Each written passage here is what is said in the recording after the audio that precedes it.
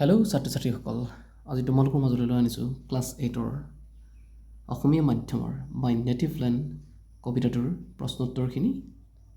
ইয়াতে লিখা আছে read the poem and answer the following questions, অৰ্থাৎ কবিতাটো পঢ়ি তলৰ প্ৰশ্নখিনিৰ উত্তৰ দিবলৈ কৈছে। প্ৰথম কুৱেশ্যনটো হৈছে what does the old men ask the poet? Answer হ'ব The old man asked the poet to tell him what his native land is like. অৰ্থাৎ বৃদ্ধ মানুহজনে কবিক সুধিছিল যে তেওঁৰ জন্মভূমিখন কেনেকুৱা সেই বিষয়ে জানিব বিচাৰিছিল। Why does the old man ask the question to the poet? বৃদ্ধ মানুহজনে কবিক প্ৰশ্নটো কিয় কৰিছিল? Because he is blind and cannot see his native land.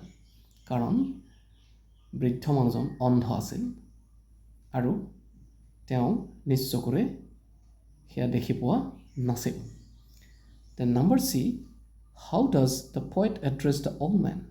What does the form of address mean? Answer, the poet addresses the old man as Koka. Koka means grandfather, অৰ্থাৎ কবিয়ে বৃদ্ধ মানুহজনক ককা বুলি সম্বোধন কৰিছিল। ককাৰ অৰ্থ হৈছে ককা দেউতা। Number D, why does the poet ask the old man to breathe deep?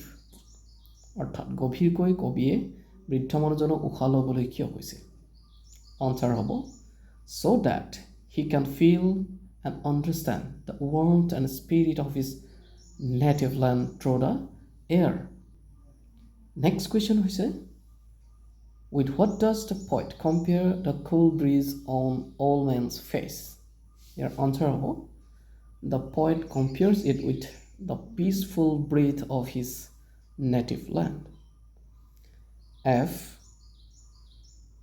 প্ৰশ্নটো হৈছে with what does the poet compare the contented gurgling of the little baby? Your answer হ'ব the poet compares it with the soil of the native land. Next প্ৰশ্নটো হৈছে number G, what does the chorus of the cuckoo and the sparrows do? Answer হ'ব it saves the native land. জন্মভূমিৰ গড় দিয়ে, ৰূপটোৰ গড় দিয়ে। Next question, what are the things that create the soul of the poet's beloved country?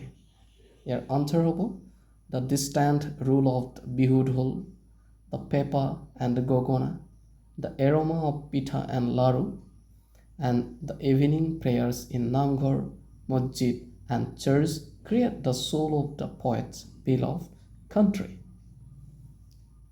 ইমানেই আছিল। Thank you. আগলৈ কিবা প্ৰয়োজন হ'লে তোমালোকে কমেণ্ট কৰিবা। ধন্যবাদ।